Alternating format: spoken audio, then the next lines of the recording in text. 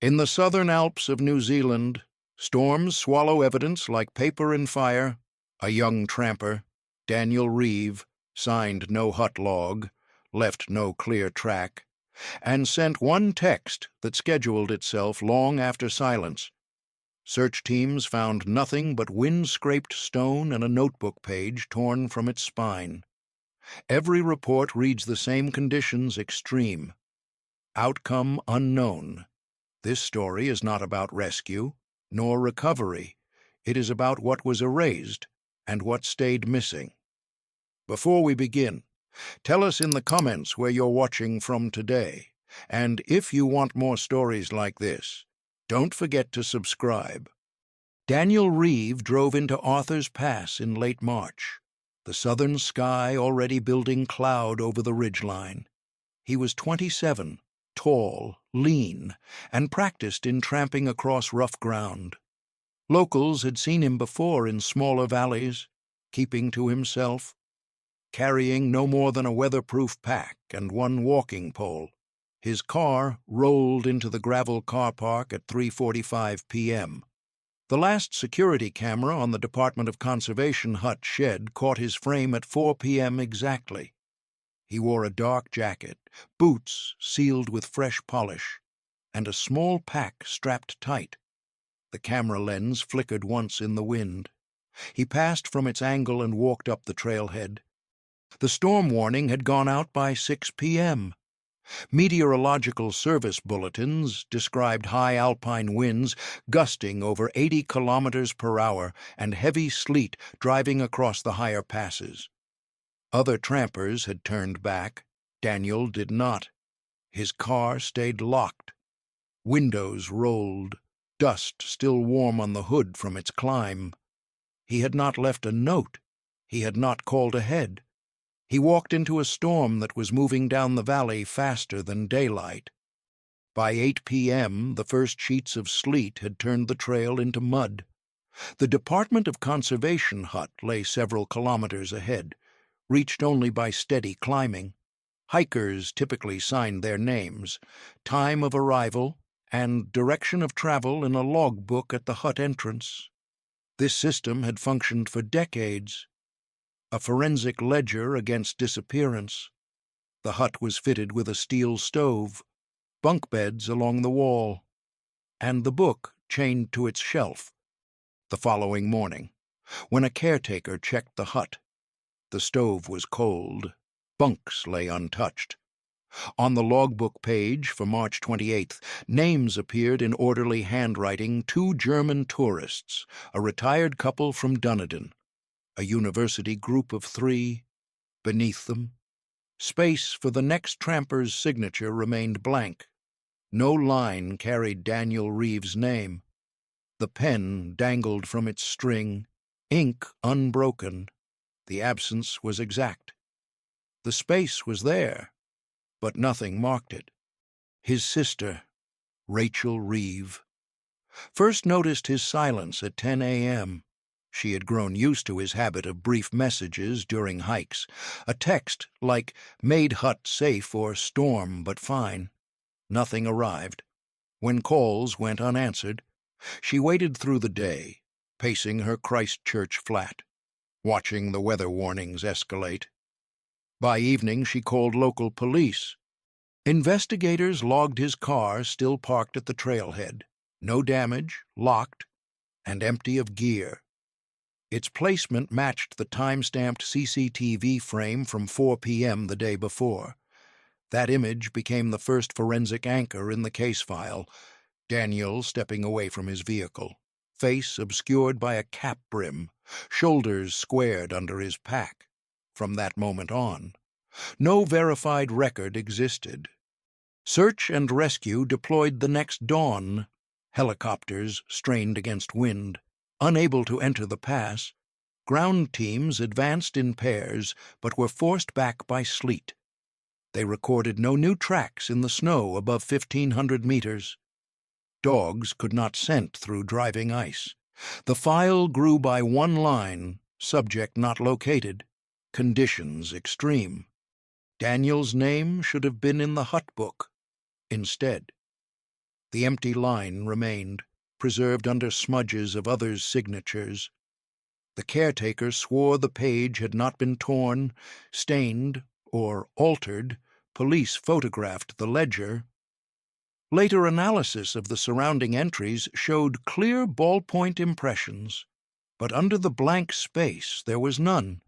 He had never signed, or else the entry had been erased so cleanly that paper carried no pressure trace. When the search commander briefed Rachel at the Arthur's Pass base, his words were clipped. "Vehicle is here. Weather was severe. No hut record at this stage. He is considered overdue." She stared at the photograph of the logbook. The blank line seemed colder than the snow outside. It was absence recorded as fact. As night fell again, the mountain held silence. No beacon signal, no light from the hut window, only the blank space where his name should have been. The hut was a narrow structure of timber and corrugated steel, perched above the tree line. Its logbook carried years of signatures, a sequence of names layered in ink, each tramper signed with date, hour, and direction, a ritual that doubled as insurance.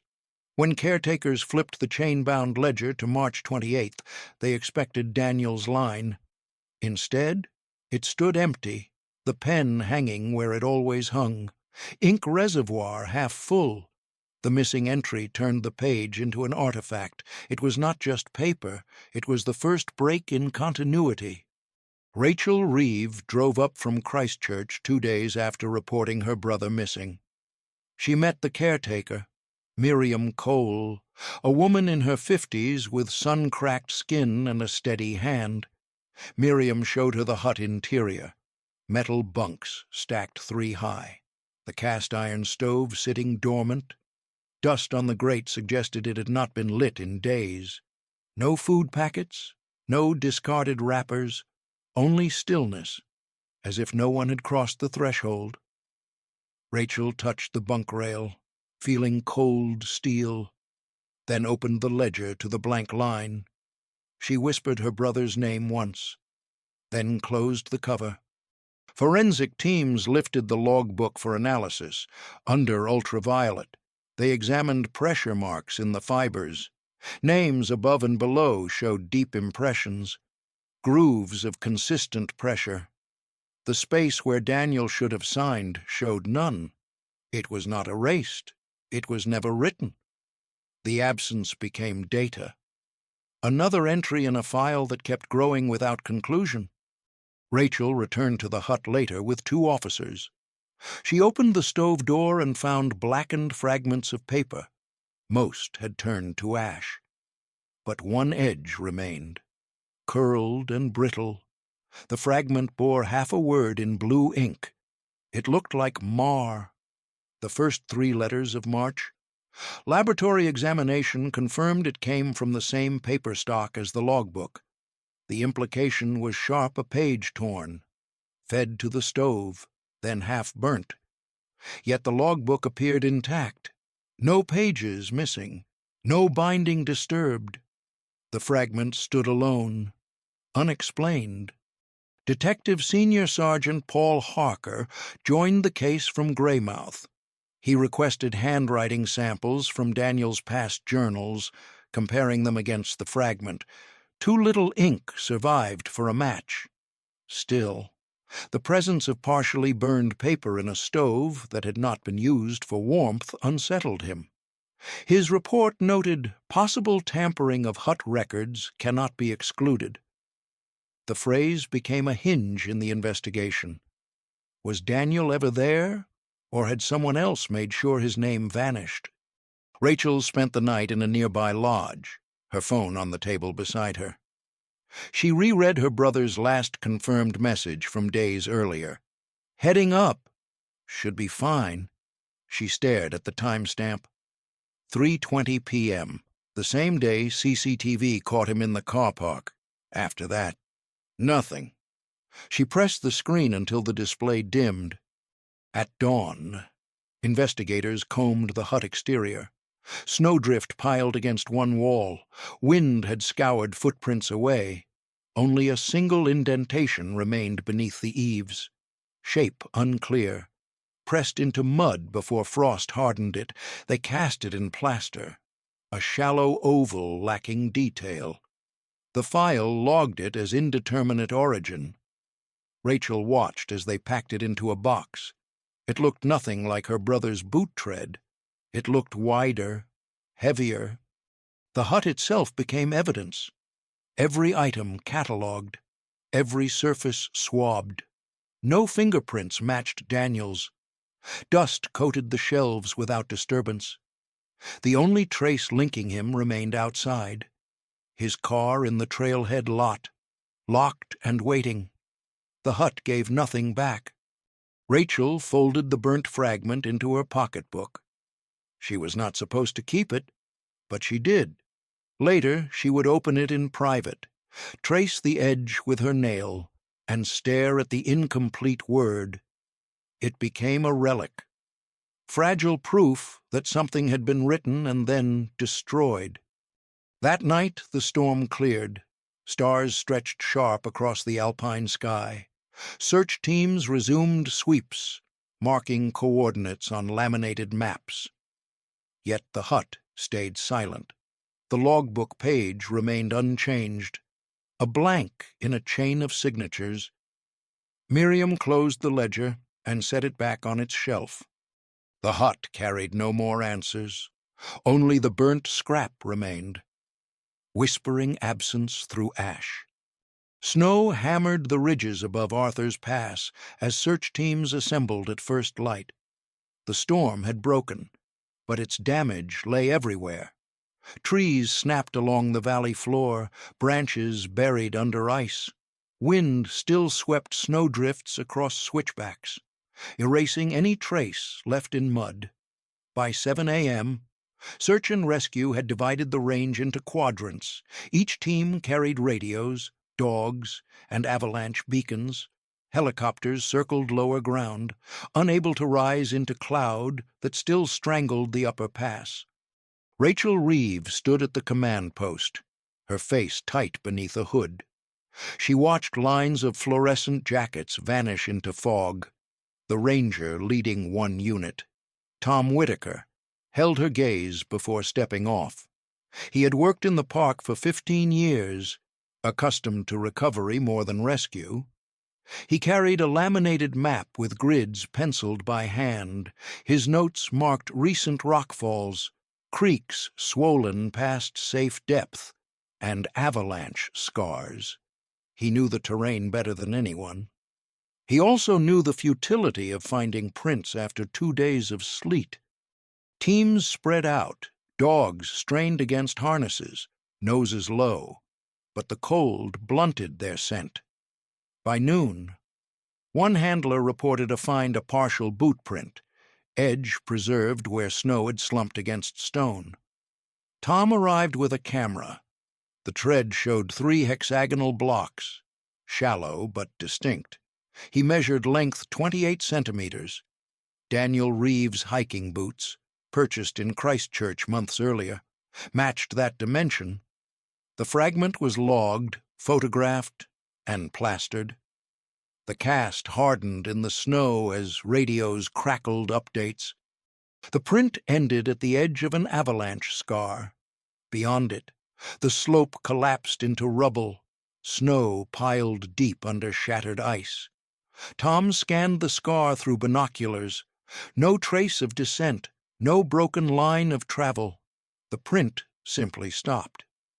He marked the coordinates, wrote possible terminal point on his clipboard, and ordered his team back. Rachel, when told, gripped the report so tightly her nails cut through paper. Helicopter crews attempted an aerial scan at 2:15 p.m., flying parallel to the scar. Cameras mounted on the skid searched for fabric color, heat signatures, metallic glint. They recorded nothing. The snowfield was seamless, wind carved into smooth ridges, one pilot remarked. Like a clean slate, his footage entered the file, time-stamped and labeled negative visual. On the second day, teams swept lower gullies. They located scraps of debris, a crushed can of beans, long rusted, an abandoned scarf stiff with ice. None linked to Daniel. Objects accumulated in evidence bags. Each tagged, each returned with no association. The file thickened with irrelevance. At nightfall, Tom Whitaker sat in the command tent, boots damp, pencil running over maps. He circled the scarred slope, drew an arrow, then wrote in the margin, "Subject may have entered debris field." He knew what that implied. Avalanche burials rarely offered return. Depths exceeded 3 meters, packed so tightly that even probes failed to puncture. He closed his notebook without showing anyone. Rachel refused to leave. She walked the car park, staring at Daniel's vehicle. Its windshield carried a film of ice. Inside, the passenger seat lay empty. The glove box held his registration, his name typed in black. It was proof of arrival, but not of departure. She pressed her forehead to the glass, whispering once, "You have to be somewhere." On the fourth day, the plaster cast returned from Greymouth under forensic light. Its tread pattern was compared against a known model of Daniel's boots. Analysts confirmed a probable match, same hexagonal blocks, same spacing. But they noted wear inconsistent with his pair. The right heel showed uneven erosion, deeper on the outside edge. Rachel remembered his boots polished, almost new. She told police the cast could not be his. Her objection was filed as family opinion, non-confirmatory. Snow deepened in the pass again. Forcing a halt, teams withdrew, radios went silent. The file closed its search section with one line, "Subject not located. Weather deteriorating. The avalanche scar, last sight of the boot print, remained unentered." Snow settled over it like stone. The final photograph showed the plaster cast cooling in snow, white upon white. The morning after the search was suspended, Rachel's phone lit with a message. It was 11:45 a.m. The text read, "Made hut safe." She froze in her chair, staring at the screen.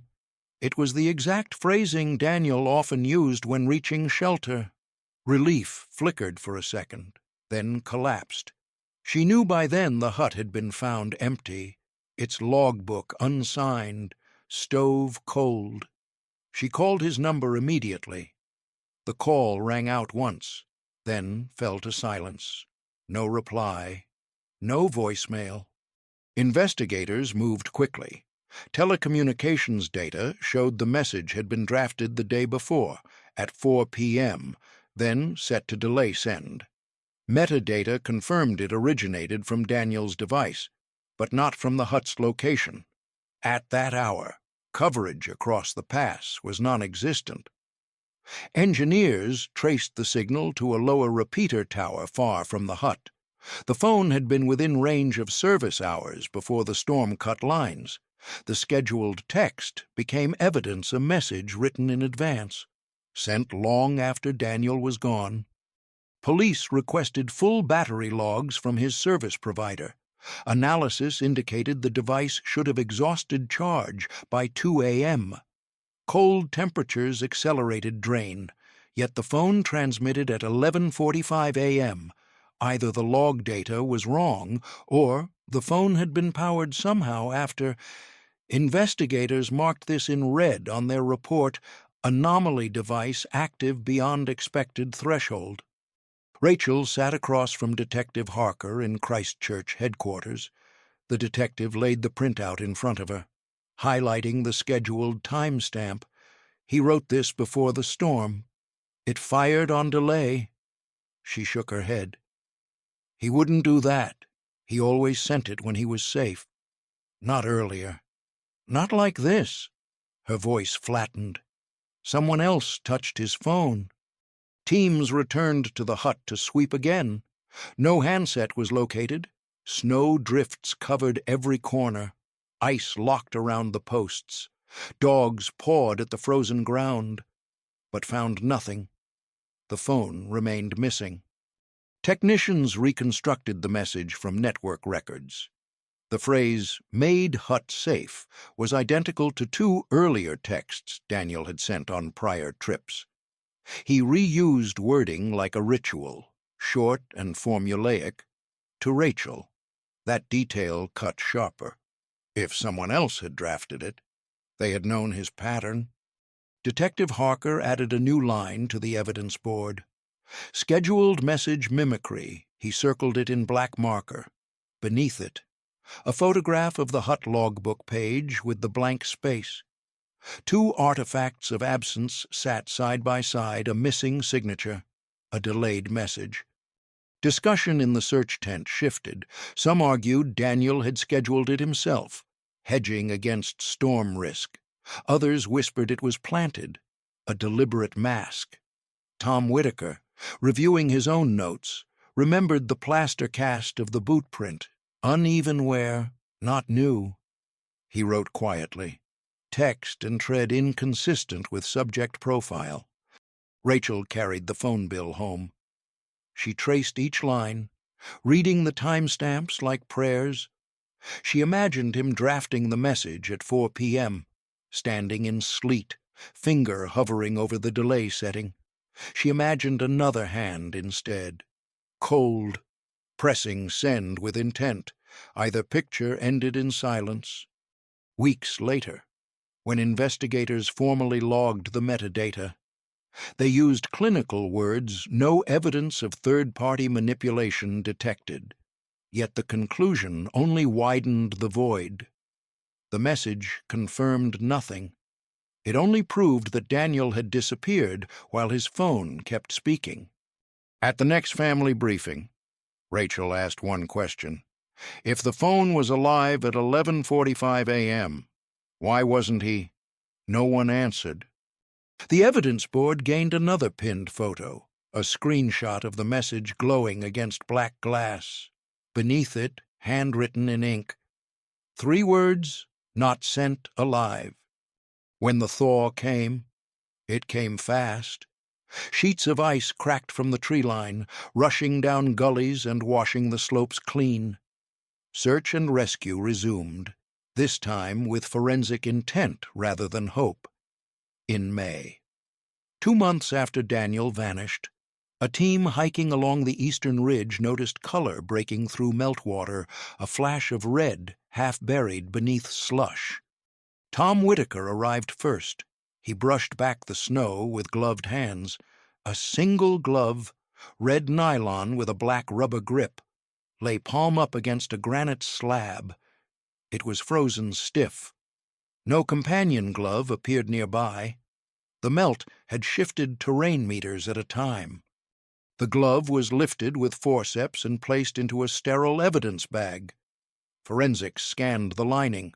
No trace of blood, no skin cells, no fingerprints, but the size matched Daniel's hand exactly, and the model was identical to those he'd bought from a Christchurch gear store 5 weeks before his disappearance. When shown the object, Rachel shook her head. "That's not his," she said flatly. "He always marked his left glove with a silver thread near the thumb. He sewed it in himself. He said it helped in the dark. Look, it's not there." The bag was sealed again. Analysts later confirmed the glove bore no sign of the silver thread, stitching intact, no sign of removal. The forensic report stated object consistent in size and model, but individual identification negative. It became known in the file as Disputed Glove A. Nearby, investigators recovered a dented metal water bottle. Scratches along the surface had erased any branding. Inside, the lining held a film of mineral-rich water consistent with melt runoff. A single food wrapper, printed in Japanese, lay snagged against a bush 30 meters downslope. Its sell-by date, March 26. All objects were logged, their positions mapped with GPS, photographed from overhead by drone, but no tracks led to them. The snow had overwritten paths and origins alike. The artifacts existed in isolation, unlinked to any human presence. Tom studied the area across 3 visits. The glove's orientation was unusual, fingers splayed outward. Palm flat, as if placed rather than dropped. The position was too clean. No drag marks, no tangle of brambles. At the base station. A ranger mentioned something strange. A hiker on an alpine forum had posted a blurred photo from early April, claiming to see another person on the same trail Daniel had taken. The photo was removed within days, but screenshots circulated. In the image, a figure stood still beside a rock outcrop, clothed in dark waterproofs. The posture was stiff, and the pack looked old. Tom printed it and pinned it beside the glove photo. He noticed the figure held 2 walking poles. Daniel, everyone confirmed, had carried one. Always one. The second pole became an unspoken detail, the kind that spreads without being written down. Rachel watched the evidence board expand. The message, the logbook, the burnt scrap, the glove. Each clue pointed in a different direction. Each was real, yet none were conclusive. At night, she replayed the timeline in her head. 4 p.m., Daniel seen on camera.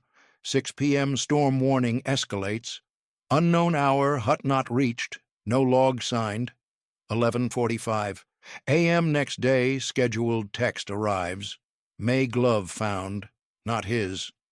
She stared at the photo of the red glove, printed large, laminated for board display. The fingers splayed in an open palm. They looked like they were reaching not for help, but for silence. The forum thread began with a simple sentence. Did anyone else pass a man in the pass around March 29th? Thought I saw someone who didn't wave back. That post, dated April 3rd, came from a user named Heartwalker. By the time investigators traced it, the original had been deleted, but a cached version survived, along with a blurry photograph attached to the second comment. The image showed mist curling over scree slopes. Off-center, a dark figure stood on a ridgeline, facing away from the camera. The angle was distant, and snow blurred the lower frame. Still, the shape was human.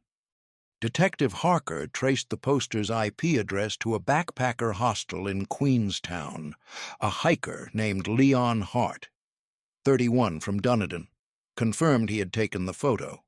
He met with police 2 weeks later, sitting upright in the interview room, a day pack by his feet. I wasn't sure if it mattered, he said. It was just strange. Everyone you meet up there waves or nods. This guy didn't even turn. Leon recalled the moment clearly. March 29th, around 2:15 p.m., he had paused on a lower spur, watching cloud drift off the summit. That's when he saw the figure standing completely still. He snapped the photo quickly with his phone.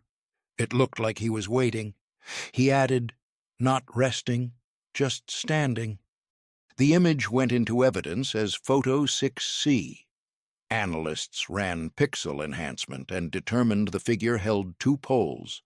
Arms down, no visible backpack branding. Clothing color was close to Daniel's jacket model, but nothing conclusive.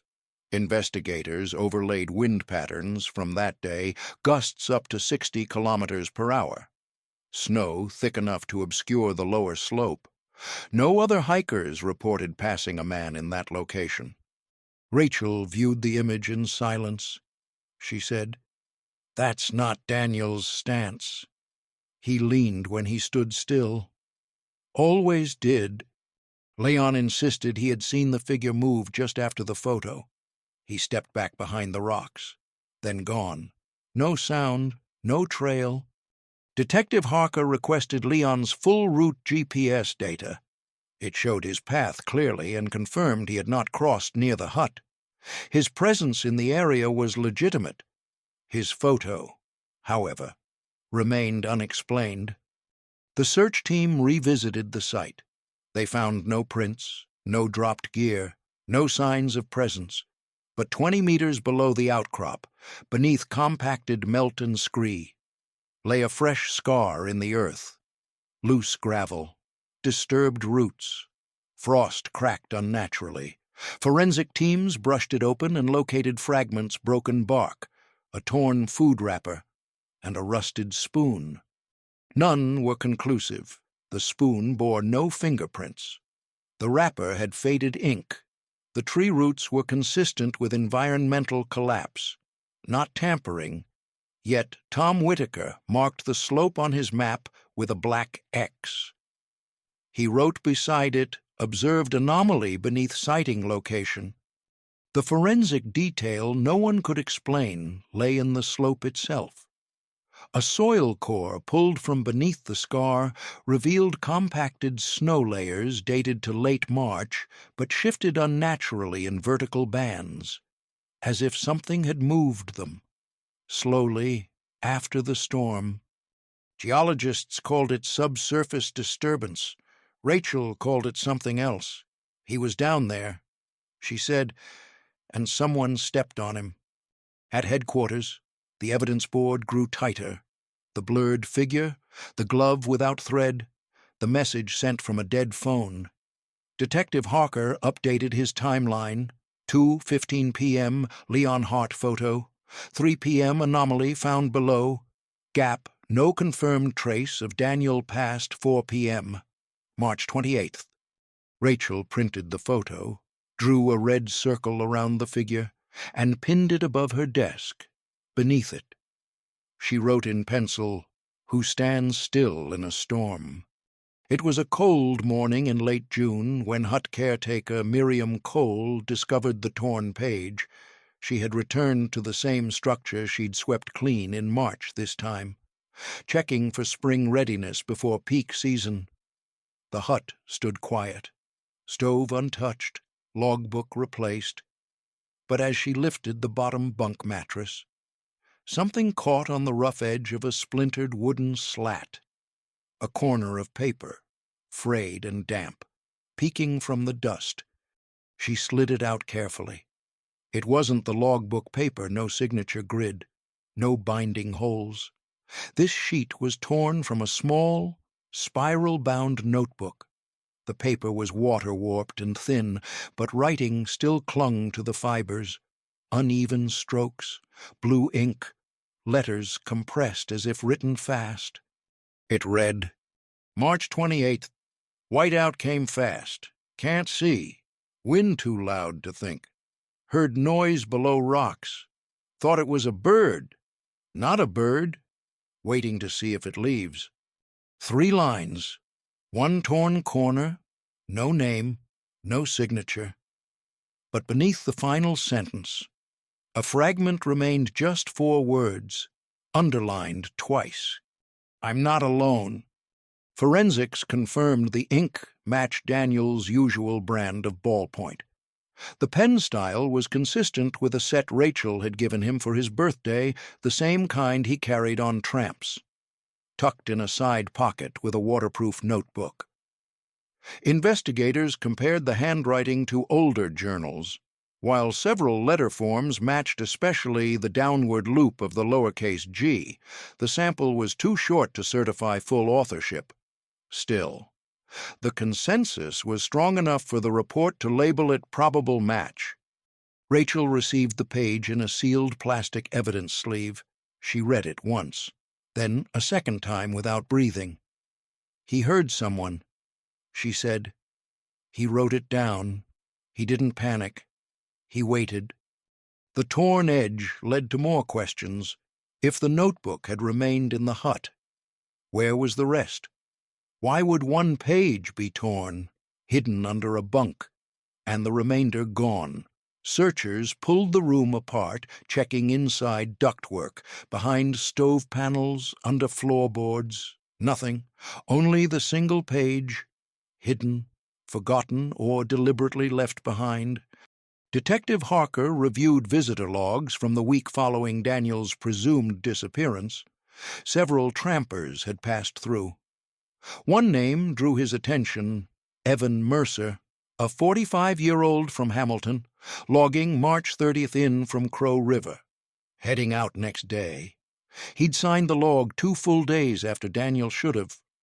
Mercer had since returned home. When questioned, he remembered the storm, could barely light the stove. He said, "No one else around. Bunk was cold." He didn't recall seeing any notebooks. But he did mention something else, a smell, like burnt plastic. Faint, but present when I came in. Stove was cold, though. Tom Whitaker revisited his original notes. The small, burned fragment Rachel had found months earlier had been dismissed as part of a page, but now the assumption shifted. Could it have been part of Daniel's notebook? Had someone burned most of it and hidden the rest? Another ranger mentioned something stranger. That week, someone had unhooked the carbon monoxide detector from the wall, a minor vandalism, but logged nonetheless. Not broken, just disabled. The timing: March 30th. Harker sketched a theory on the board. If Daniel had written the page before or after entering the hut, someone else may have followed. Someone who found the notebook, someone who read the words and chose to remove them or silence them. What lingered wasn't proof of a second person. It was suggestion, possibility, and one line that refused to vanish. "I'm not alone." Rachel framed the sentence in her apartment, above her desk. It sat in clear plastic, unadorned, no decoration, no context, just 4 words, in a stranger's panic-stricken handwriting, underlined twice. She stared at it each night before sleeping, wondering what he saw beyond the rocks. In the months that followed, search efforts narrowed, the weather had stabilized, but the trail had long gone cold. That's when Tom Whitaker pulled out a notebook of his own, a thick spiral log of his patrol routes, observations, and personal sketches. He flipped past pages filled with weather notations and trail maintenance notes until he landed on a crudely hand-drawn map, sketched in pencil and ink. It showed a narrow gully east of Crow's Saddle, unmarked on the tourist maps, and flagged with a small X. Tom had labeled it Veiled Cut. He'd found it years ago during a solo off-season patrol. A rockfall had sealed its upper mouth, and dense tree growth obscured its entrance from the main ridge. Inside, the terrain dropped quickly, twisted, and was littered with broken stone. He'd ventured partway in once and turned back, too unstable, too silent. In his notes, he'd written, "accessed before erased." That word haunted him now. Tom took his map to Detective Harker. The detective raised an eyebrow. "Why wasn't this searched before?" "No safe entry without clearance," Tom replied, "and no one thought it mattered. Aerial scans showed no heat signals, no obvious trails, but Rachel, upon seeing the map, insisted it be searched. If someone wanted to vanish a person, she said, they'd pick the place nobody even names. A new search team was assembled, using harnesses and drones.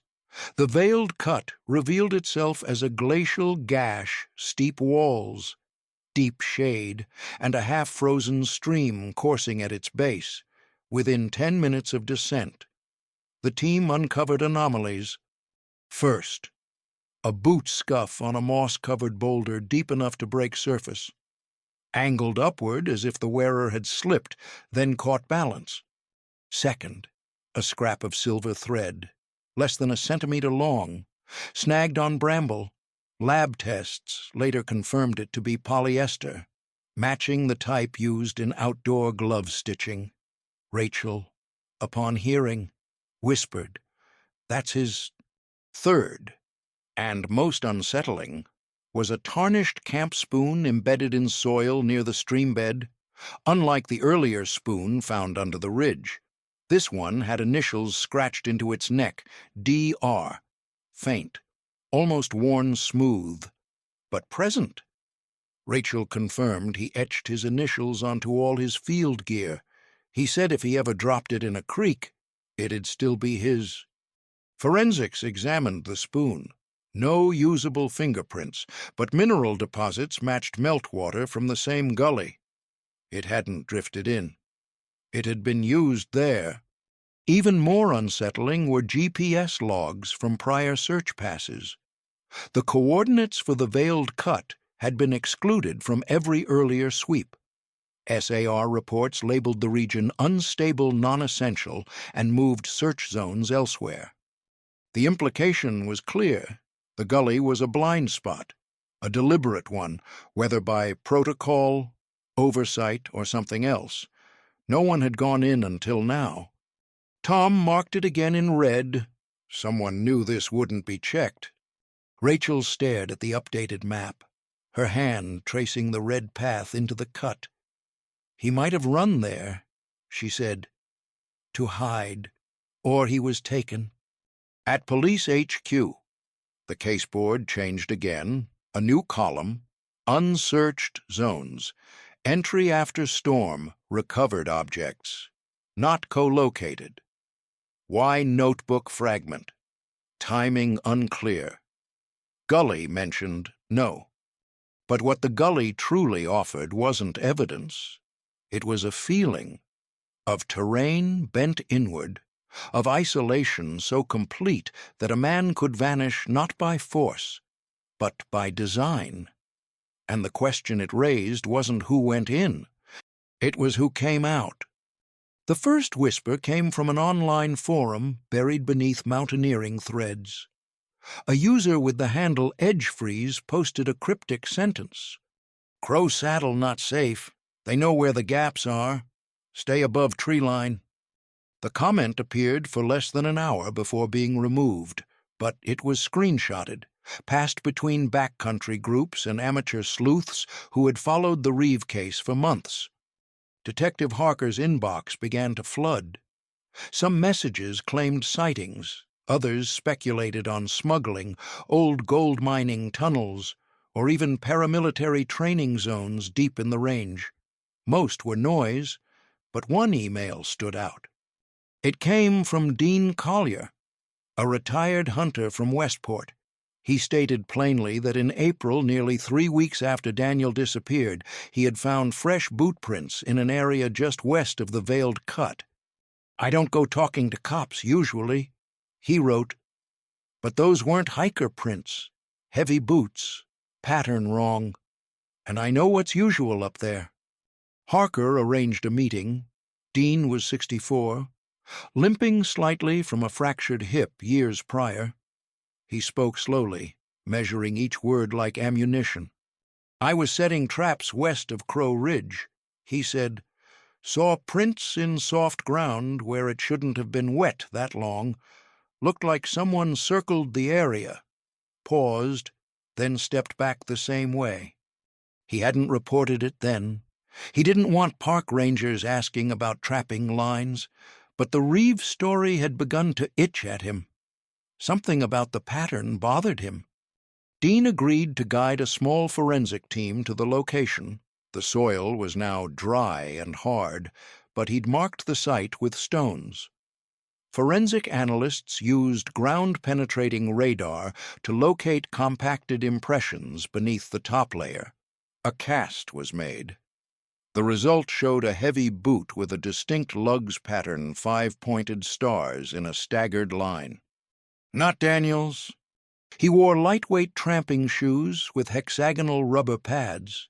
This boot was broader, industrial, a style often used by power line workers or backcountry contractors, but Park Services confirmed no authorized personnel had entered that area during the relevant week. The cast was labeled Anomalous Boot A. Rachel studied it under the lab light. "Who goes in there?" she asked. "After a man vanishes, wearing boots like these." Detective Harker requested the cast be logged into the official SAR archive in Greymouth, but when he contacted the archive 2 weeks later to cross-check with Daniel's original boot cast from Part 3, the technician paused. "It's not here," they said. "What's not there?" Harker asked.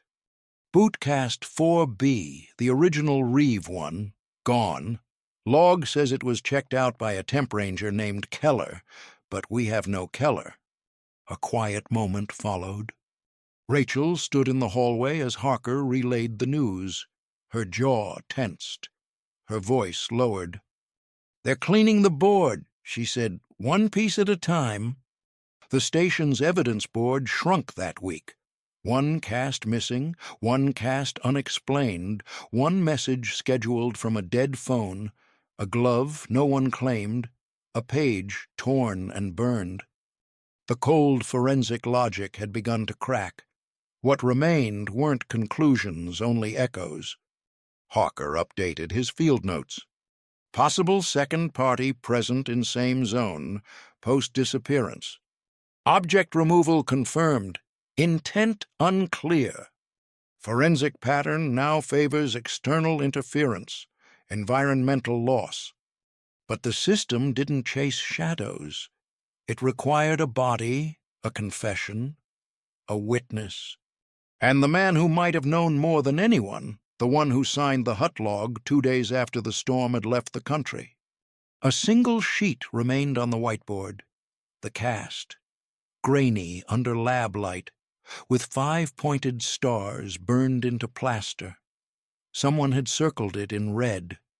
Beneath it, Rachel scrawled the words, "Wrong boots, wrong time, wrong silence." It was late September when the mountain finally gave something back. Department of Conservation engineers had scheduled a controlled detonation above a known avalanche chute near the upper slope of Crow Saddle. The blast cleared debris from winter slides, a precaution ahead of the coming season. What slid down that morning was not just snow. Search teams watched as the detonation triggered a slow, grinding collapse along the upper cornice. Layers of packed snow fractured and fell in sheets. Among the debris, twisted alder branches, chunks of ice-blackened stone, and a long-buried collection of fractured gear. A red nylon strap snapped into view first, then a steel frame, partially exposed in the melt. By 11:20 a.m., recovery teams had uncovered a torn internal frame pack. Its contents were scattered a broken compass, crushed energy gels, a cracked headlamp lens. The serial number on the lamp was still legible. Item 4347 WNZ, registered in March to a purchase at Southern Outfitters, Christchurch. One of 2 bought on the same receipt, the other remained in Rachel's apartment. It was Daniel's. The pack was half buried in frozen gravel, side pockets emptied, the hip belt was severed clean through, as if sliced, not torn, no bones, no remains, no clothing, no watch, just the frame, the lamp, and the empty shell of a pack that had once carried his life. Rachel drove 4 hours through winding roads and met the team at the pass. She was not allowed to touch the evidence, but she asked to see the pack, when shown. She stood quietly for 5 minutes, then pointed at the lower seam. "There's no tear," she said. "That was cut." Forensics examined the strap under microscope. The edges were straight, not frayed or stressed. Thermal imaging revealed no heat scorching, ruling out accidental melting. The report concluded slice pattern consistent with single-blade incision under tension. A knife, sharp and drawn with purpose. One of the recovery techs, a man named Aaron Vale, quietly mentioned something else. He had found the buckle from the pack about 20 meters away. It was partially melted, distorted, but intact enough to click shut. That meant the belt had been detached before the avalanche buried it. Someone had removed the buckle, cut the strap, disassembled the frame. Deliberate, not weather, not panic. The report noted this as forensic anomaly 12A, pre-avalanche manipulation of gear. Rachel stood on the edge of the slide field. She looked across the scoured slope, at rocks shined with melt. If he dropped it, why cut the belt, she asked aloud. If it broke, where's the rest? Where's the body? Silence followed, only wind and the distant buzz of a search drone circling overhead. Detective Harker returned to the hut's logbook that night. He flipped back to March 30th, the entry written by Evan Mercer. The man who'd arrived after Daniel should have... He had written only 2 lines.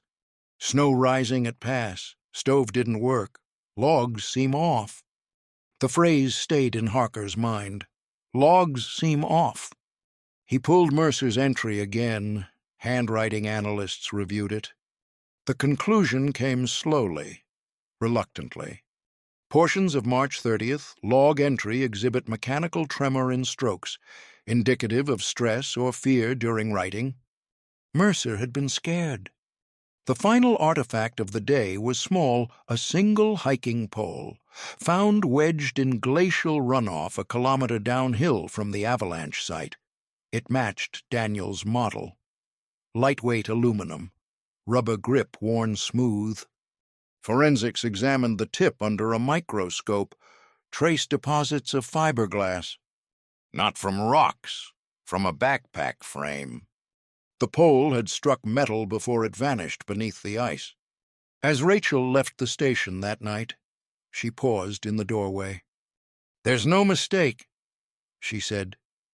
He didn't get buried. He got silenced.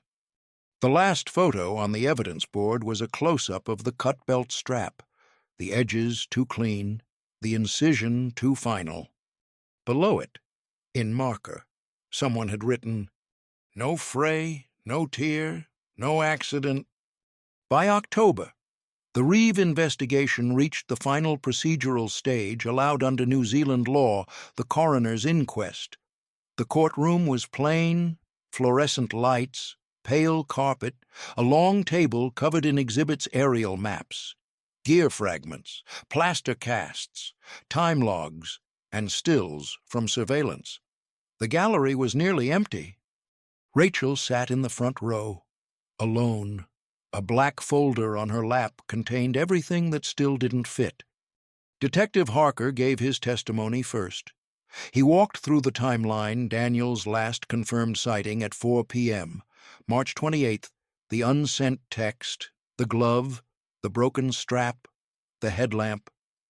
He never once used the word murder, but his voice flattened when describing the scheduled message.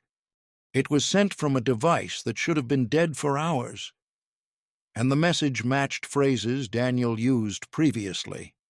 It mimicked his voice. The coroner, Judith Elwell, listened without expression. She interrupted only once. "Has the phone ever been recovered?" "No." "Any trace of it since March 29th?" "No." Next came the SAR coordinator. He described the veiled cut, the exclusion of that zone from the initial sweep. He admitted it should have been marked search essential, not unstable. "I've revised protocol since," he said, "but the gap remains." Then the forensic analyst took the stand.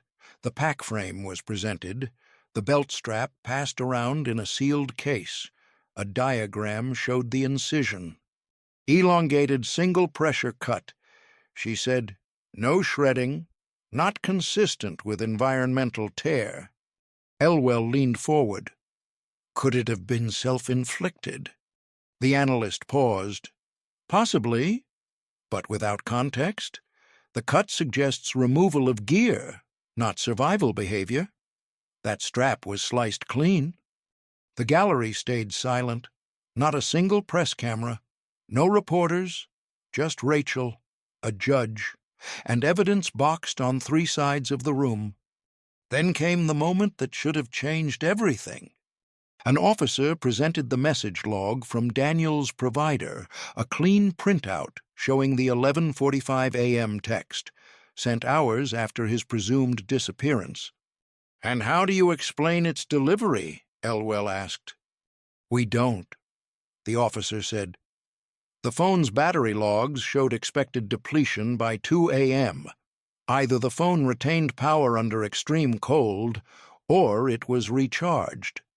The word hung in the air, recharged. It suggested presence, intervention, time. Rachel requested permission to speak. She held up the logbook photograph from the hut, the blank line where Daniel should have signed. "He was there. I believe he made it, but the line is empty because someone else erased it or kept him from signing it at all." Elwell nodded but offered no comment. The final exhibit was the plaster cast with the 5-pointed tread, the heavy boot print found west of Crow Ridge. "Do we have identity?" "No," Harker said. "The ranger who signed it out is fictitious. The print's origin remains unknown." The coroner stared at the evidence board one last time, now a matrix of disconnected facts. Missing phone, delayed message, burnt notebook fragment, cut strap, boot print mismatch, removed forensic cast, torn page with "I'm not alone." After a recess, Elwell returned and delivered her ruling. The court finds insufficient evidence to determine exact cause of death. Subject presumed deceased due to environmental exposure and avalanche-related conditions. Ruling death by misadventure. Rachel didn't speak. She didn't stand.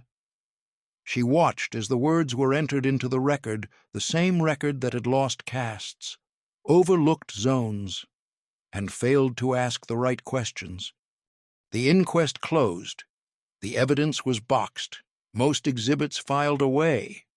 Some would be reviewed again. Most never would. In the hallway, Harker stopped beside her. "We both know this doesn't add up," he said. Rachel replied without turning truths not even missing. "It's been buried, just like he was." A final image remained the evidence board, stripped down after court adjourned. Only one piece left behind the handwritten timeline. 3 hours, still unaccounted for. At the bottom, scrawled in red ink. 11:45 a.m. Who was alive then? The hut was empty again. Winds lashed the eaves in rhythmic gusts, dragging mist across the ridgeline like gauze inside. The logbook had been replaced a clean edition with crisp pages and a new pen strung neatly from the chain. No trace of the blank line remained. The old volume was archived, sealed, filed under, lost. A laminated plaque had been bolted to a boulder just below the trail. Near the saddle where the storm first thickened that March afternoon, it read, "In memory of Daniel Reeve, 1992-2019, loved, lost, sought." Rachel placed it there herself.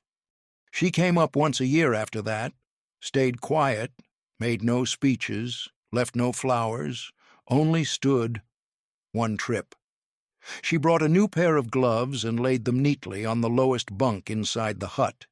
Red nylon, silver thread stitched into the left thumb.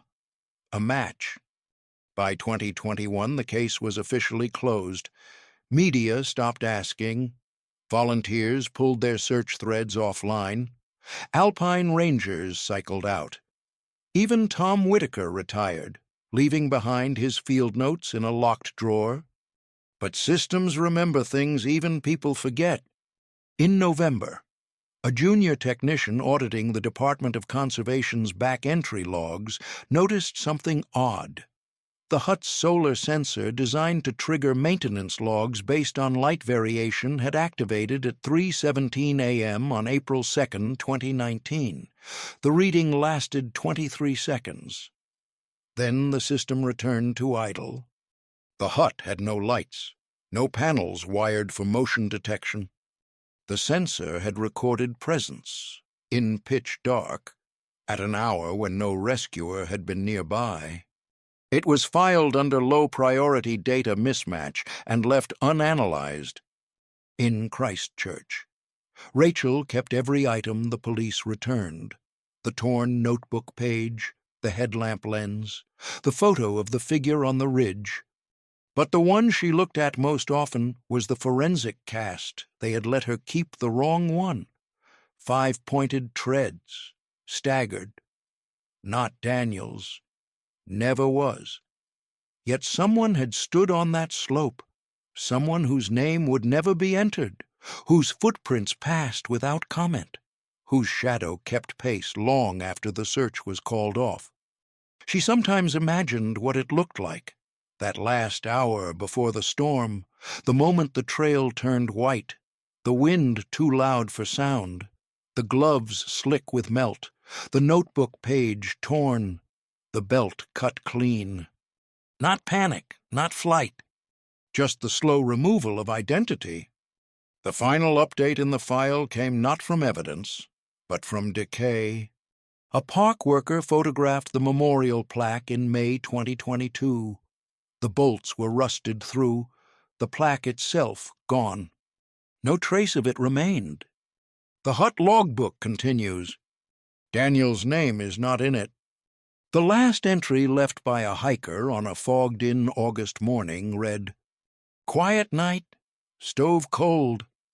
Something moved outside around 2 a.m. No wind. No name signed. No date confirmed. Only a print smudge where the ink didn't set. The logbook remains blank.